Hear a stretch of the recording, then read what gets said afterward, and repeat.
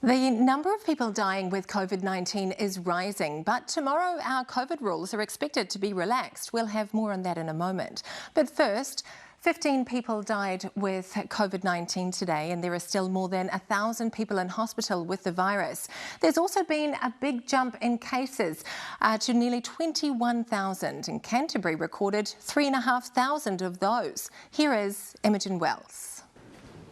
On the eve of the government revealing changes to our COVID protections, a spike in COVID cases, deaths and hospitalisations. We clearly need to keep our wits about us.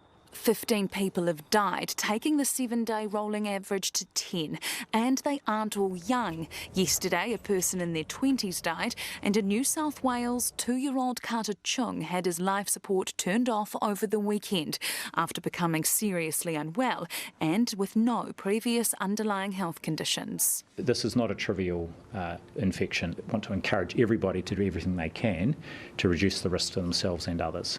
Pressure on the hospital system continues to grow daily, with GPs also seeing a workload increase. The Hawke's Bay is seeing 33% more people than they were at this time last year. And it's unlikely that'll ease for another few weeks. While cases have peaked in Auckland, they're climbing in the South Island. The cases will likely remain in the low thousands each day for some time. So, given this, are we ready to loosen COVID restrictions?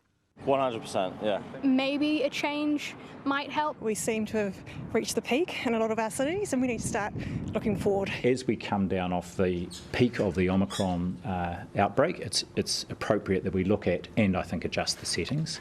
Bloomfield reiterates the importance of vaccines. He's expecting advice from Pfizer later this week on a 4th dose of the jab, with the idea that at this stage it'll just be for our most vulnerable and our frontline healthcare workers. And it could be rolled out as early as next month, alongside flu vaccinations. Imogen Wells, Newshub.